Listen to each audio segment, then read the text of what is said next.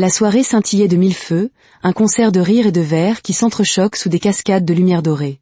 Mais dans cette effervescence, personne ne remarqua les deux silhouettes enfantines glisser vers les eaux sombres du fleuve.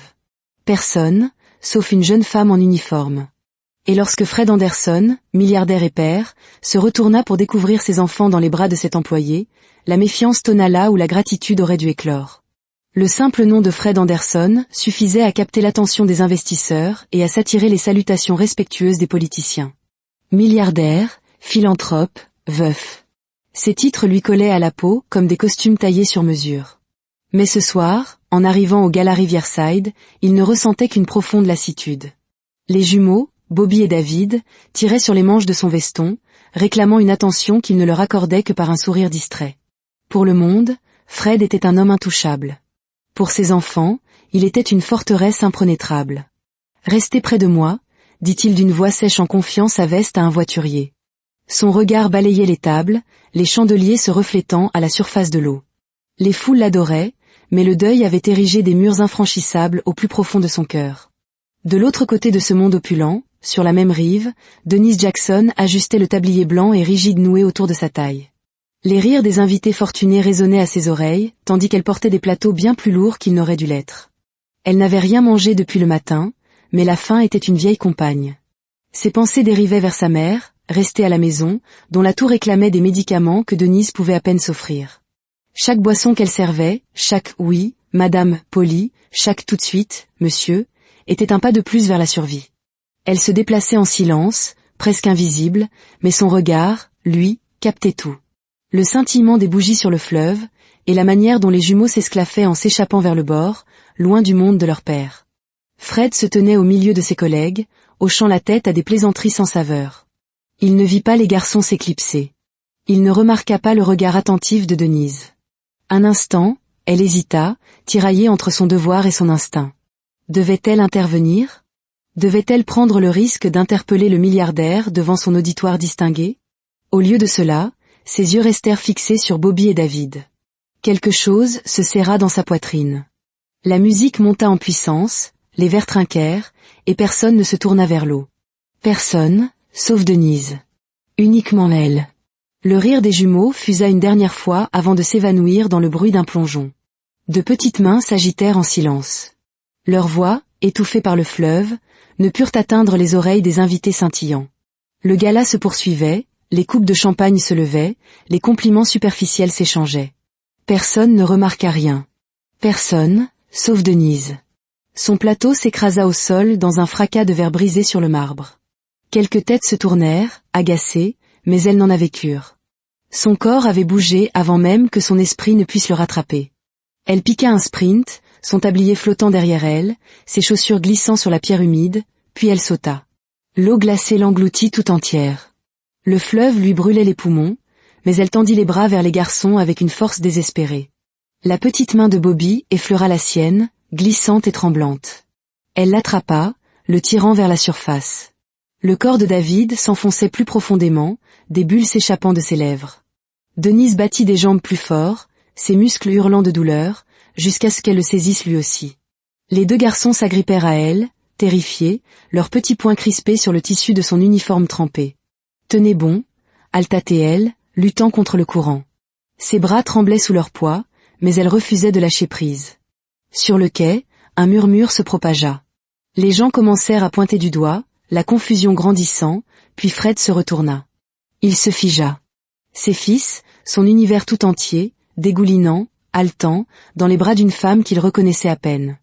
Denise trébucha en remontant sur le quai, s'effondrant et entraînant les garçons avec elle. Ils toussaient, pleuraient, et se cramponnaient à elle comme si elle était leur mère. La poitrine de Fred se souleva tandis qu'il se précipitait vers eux. Il prit Bobby dans ses bras, puis David. Le soulagement le submergea, mais fut rapidement remplacé par autre chose. La méfiance. Son regard acéré se darda sur Denise. « Que faisiez-vous avec eux ?» Sa voix trancha l'air, dure, autoritaire. Les lèvres de Denise s'entr'ouvrirent, mais aucun mot n'en sortit.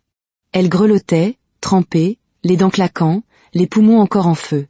Le ton de Fred se durcit. « Pourquoi mes fils étaient-ils dans vos bras ?» Autour d'eux, les invités chuchotaient. Certains étaient horrifiés, D'autres arboraient un sourire narquois, savourant le scandale qui s'annonçait. Denise déglutit péniblement. Sa gorge était nouée. Elle voulait hurler la vérité, que personne d'autre n'avait rien vu, qu'elle avait sauté sans hésiter, qu'elle les avait sauvés. Mais tout ce qu'elle parvint à faire fut de garder le silence. La méfiance de Fred s'intensifia. Il serra ses enfants plus fort contre lui, la dévisageant comme si elle était une menace. Et en cet unique instant, la gratitude fut noyée sous l'orgueil.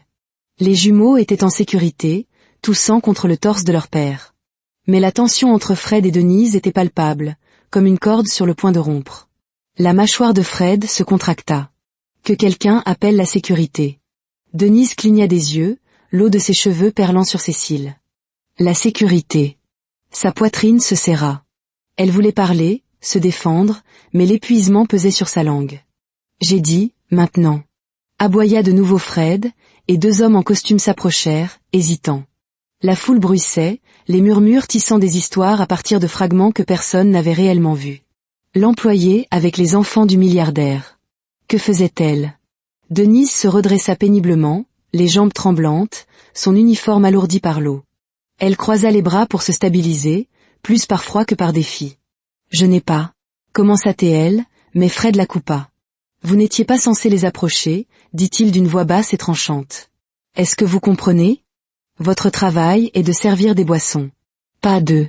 Sa voix se brisa, butant sur une terreur indicible. Denise ravala sa colère. Pas de quoi? Leur sauver la vie? Elle se mordit la lèvre, refusant de pleurer devant ces gens. Les jumeaux s'agitèrent, leur petite voix perçant le silence. Papa, elle nous a aidés, murmura Bobby, toujours frissonnant. Elle nous a sauvés, ajouta David, s'agrippant à la manche de Denise de sa petite main. Fred se figea, déchiré un court instant, mais l'orgueil reprit le dessus.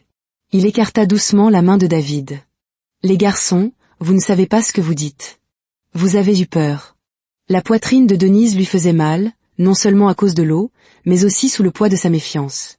Je n'ai pas demandé de remerciements, dit-elle doucement, sa voix plus stable qu'elle ne le pensait. Mais ne déformez pas ce qui s'est passé. Les yeux de Fred se plissèrent. Alors dites-moi, pourquoi était-il avec vous? Pourquoi pas avec quelqu'un d'autre? Ses lèvres tremblèrent. Parce que personne d'autre ne s'en souciait. Parce qu'il se serait noyé pendant que vous riez tous. Mais les mots restèrent enfouis dans sa gorge. Les chuchotements autour d'eux devinrent plus forts, plus lourds. Les chaussures mouillées de Denise grincèrent alors qu'elle reculait, le visage pâle mais la colonne vertébrale droite. Fred serra ses fils contre lui. Son instinct lui hurlait de ne faire confiance à personne. Pas après ce qu'il avait perdu. Denise détourna le regard, sa dignité étant la seule chose qui la maintenait debout. Deux mondes s'étaient heurtés dans l'eau. Mais au lieu de la gratitude, il n'y avait que la distance, la méfiance et le silence. Lorsque la foule s'était enfin dispersée, les jumeaux refusaient de lâcher Denise. Leurs petites mains s'accrochaient à sa jupe comme si elle était leur seule ancre. « Papa, il faut qu'elle vienne avec nous », marmonna Bobby, le visage enfoui dans le torse de Fred. « Elle nous a sauvés », répéta David, les yeux grands ouverts et suppliants. Fred hésita. Les mots de ses fils le poignardaient, mais sa fierté luttait contre sa peur.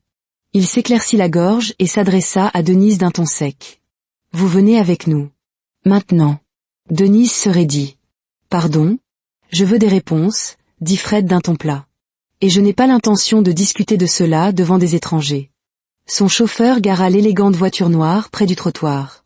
Denise voulait s'en aller, le laisser se noyer dans sa propre arrogance, mais l'emprise des jumeaux l'en empêchait. Il lui tenait les mains comme si elle était leur bouée de sauvetage. Alors elle soupira, ses vêtements trempés collant à sa peau, et se glissa dans la voiture. Fred s'assit en face d'elle, les bras croisés, les yeux plissés, l'air dans l'habitacle s'épaississant d'accusations silencieuses. Au manoir, l'opulence s'étalait dans toutes les directions. Sol en marbre, escaliers majestueux, lustres étincelants. Denise n'avait jamais vu une telle richesse de près, mais elle n'était pas impressionnée. Elle était fatiguée, frigorifiée et blessée par sa méfiance. À l'étage, ordonna Fred aux garçons. « Changez-vous et reposez-vous. » Ils obéirent à contre-cœur, lâchant les mains de Denise. Dès que les jumeaux furent partis, Fred se tourna vers elle. « Pourquoi eux? Parmi toutes les personnes présentes ce soir, pourquoi mes fils étaient-ils avec vous ?» Le regard de Denise lança des éclairs. « Parce que personne d'autre ne les remarquait. Pas même vous. » Les mots le frappèrent plus durement qu'il ne l'aurait cru. Pendant une seconde, son sang-froid se fissura, mais il le dissimula rapidement. Je ne peux pas vous croire sur parole. Denise croisa les bras, le menton levé. Alors ne le faites pas. Je ne suis pas ici pour vous supplier de me croire. De l'étage parvint un éclat de rire. Les jumeaux l'appelaient déjà de nouveau. Mademoiselle Denise, venez jouer. L'expression sévère de Fred vacilla. Il jeta un coup d'œil vers l'escalier, puis de nouveau vers elle. Elle se tenait droite, trempée, mais dégageant une force tranquille. Pour la première fois, la certitude de Fred chancela. Le manoir, autrefois simple assemblage de murs de marbre et de silence, résonnait maintenant de rires d'enfants. Des rires suscités par sa présence, et Fred ne savait pas si cela le réconfortait ou le terrifiait. Les jumeaux finirent par s'endormir à l'étage, leur douce respiration emplissant les couloirs du manoir Anderson. La tempête de la nuit s'était calmée, mais à l'intérieur de Fred et Denise, deux autres orages faisaient encore rage. La méfiance de l'un, et la blessure silencieuse de l'autre. Assise au bord d'un fauteuil en velours dans le grand salon, Denise, dont les vêtements mouillés avaient été remplacés par une robe de chambre empruntée, serrait fermement ses mains, refusant de croiser le regard de Fred. Un long silence s'installa entre eux. Ce fut lui qui le rompit. « Savez-vous pourquoi je ne peux pas simplement accepter ce que j'ai vu ?» Sa voix était plus basse maintenant, moins tranchante, plus hantée.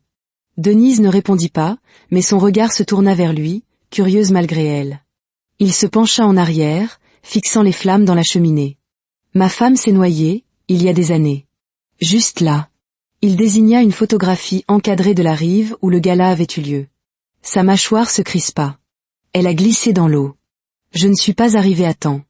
Depuis ce jour, je me suis juré que cela n'arriverait plus jamais. Plus jamais d'accident. Pas avec mes garçons. Sa voix se brisa sur le dernier mot. Pour la première fois, Denise ne vit pas le milliardaire, mais l'homme brisé qui se cachait derrière.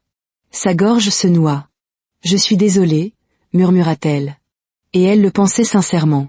Les yeux de Fred se posèrent sur elle, scrutateurs. « C'est pour ça que je ne peux pas. Je ne pouvais pas simplement faire confiance à ce que je voyais. J'ai vécu trop longtemps avec la perte pour risquer de croire trop facilement. » Denise baissa les yeux sur ses mains. Des souvenirs refirent surface.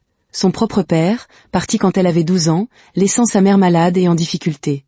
C'était elle qui avait dû prendre le relais, sacrifier sa jeunesse pour survivre. « Vous pensez que la méfiance vous protège, » dit-elle doucement. « Mais elle ne fait que construire des murs. Je le sais. Mon père est parti. J'ai appris très tôt que les gens sur qui l'on compte peuvent disparaître. Alors, j'ai construit des murs, moi aussi. » Leurs regards se croisèrent à travers la pièce. Deux histoires, deux blessures. Différentes, et pourtant étrangement similaires. Fred expira, ses épaules s'affaissant. À ses yeux, pour la première fois, Denise n'était plus la serveuse, l'employée. Elle était quelqu'un qui comprenait la douleur qu'il portait, car elle portait la sienne. Le silence entre eux n'était plus hostile. Il était doux, lourd, mais il créait un lien. Un instant fugace, Fred se demanda, si elle n'avait pas été là ce soir, ses fils seraient-ils encore en vie? La lumière du matin filtrait à travers les hautes fenêtres du manoir, peignant des touches d'or sur les parquets cirés. Pour une fois, la maison n'était pas emplie de silence ou du son des appels professionnels de Fred. Elle résonnait de rire. Encore. Encore. Criait Bobby alors que Denise, les yeux louchant de manière comique, tenait une cuillère en équilibre sur son nez. La cuillère tomba en cliquetant sur la table, et les jumeaux éclatèrent de rire. David tapa dans ses mains, souriant si largement que ses joues lui faisaient mal. Appuyé contre l'encadrement de la porte, les bras croisés, Fred observait la scène. Ses fils n'avaient pas ri comme ça depuis des années. Pas depuis leur mère. Denise croisa son regard et se figea un instant, gênée. J'essayais juste de les occuper. Fred se surprit lui-même à esquisser un petit sourire. Il semble que vous fassiez un meilleur travail que je n'ai jamais pu le faire. L'aveu lui échappa avant qu'il ne puisse le retenir. Denise cligna des yeux, surprise par la douceur de son ton. Les jumeaux la ramenèrent dans leur monde de jeu, et Fred s'approcha, attiré malgré lui. Pour la première fois, il ne la voyait plus comme une intruse. Il la voyait comme quelqu'un capable d'apporter de la lumière dans les recoins sombres de la vie de ses enfants. Plus tard, alors que les jumeaux faisaient la sieste, Denise se retrouva seule avec Fred dans le calme du salon. « Vous n'êtes pas ce à quoi je m'attendais, » dit-il soudainement. Denise haussa un sourcil. « Et à quoi vous attendiez-vous » Ses lèvres s'étirèrent. « À quelqu'un d'invisible. Juste un autre visage dans la foule. Mais vous, Ses yeux s'adoucirent. Vous remarquez les choses. Vous agissez. Vous vous souciez des autres. Une chaleur envahit sa poitrine, qu'elle masqua par un rire sec. Se soucier des autres ne paie pas les factures, monsieur Anderson. Ça ne fait que rallonger les journées de travail. Fred, la corrigea-t-il doucement. Elle retint son souffle. Un simple mot, mais qui sonnait comme un mur s'effondrant. Le silence qui s'ensuivit n'était plus tendu. Il était confortable, fragile. Denise le regarda. Plus le milliardaire, plus la méfiance, juste l'homme. L'homme qui avait aimé et perdu, l'homme qui essayait d'être assez pour ses fils. Pour la première fois, elle pensa, peut-être n'est-il pas aussi inaccessible qu'il en a l'air. Et pour la première fois, Fred pensa, peut-être que je n'ai pas envie qu'elle parte. La paix fut de courte durée.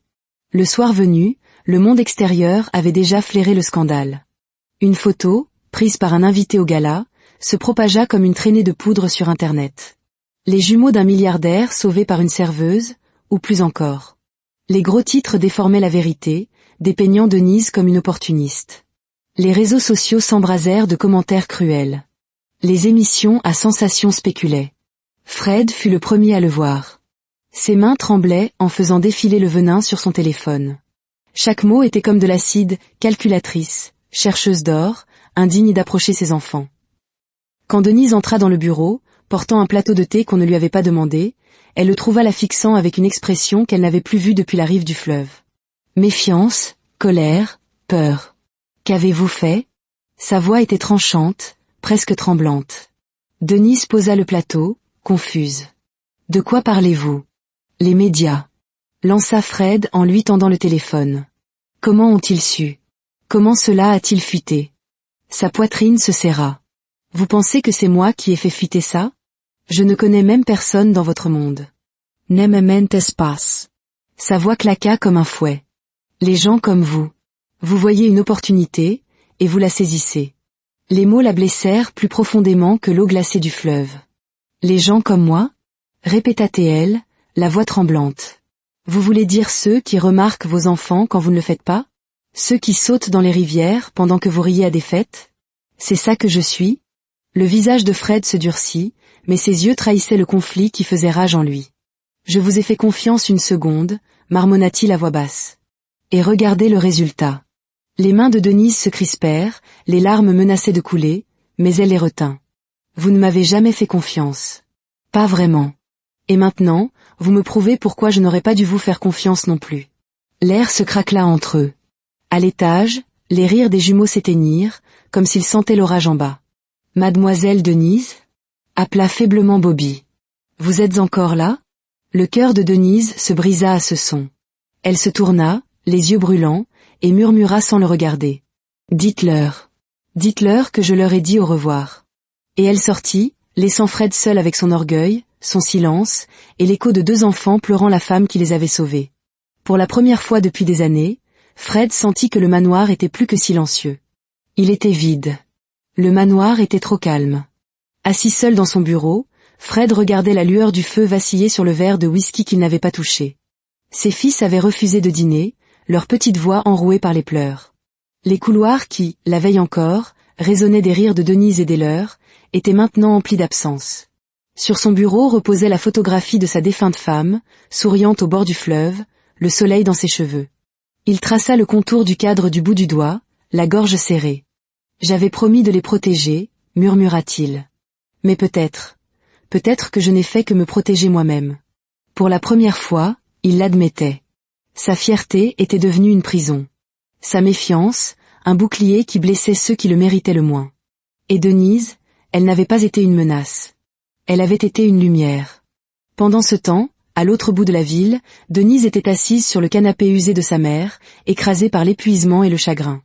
Sa mère toussait doucement dans la pièce voisine, un son qui la ramenait à sa réalité. Les factures, le travail, la lutte sans fin.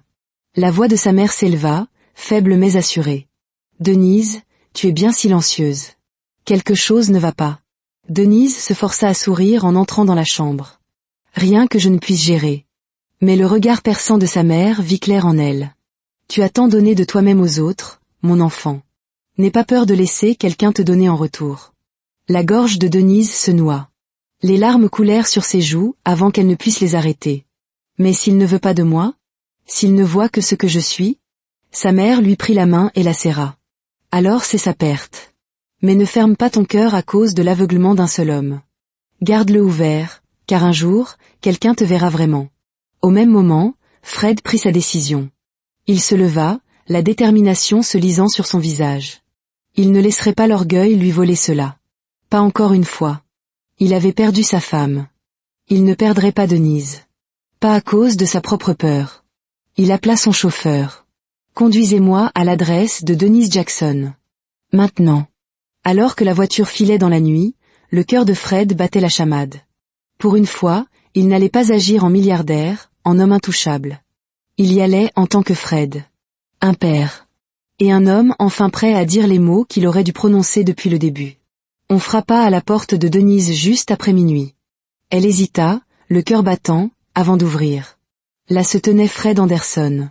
Pas dans son costume sur mesure, pas avec sa prestance autoritaire. Juste Fred.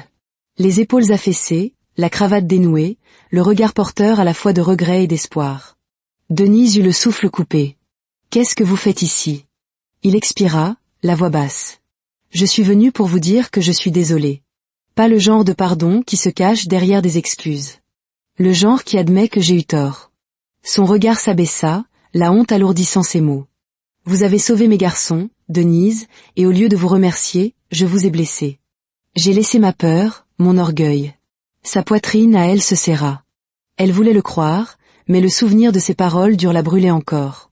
Fred s'approcha, la voix tremblante. « Quand ma femme est morte, je me suis juré de ne plus jamais laisser personne s'approcher assez pour nous faire du mal. Mais je vois maintenant que c'est moi qui leur faisais du mal. Et vous, vous leur avez donné quelque chose que je ne pouvais pas leur offrir.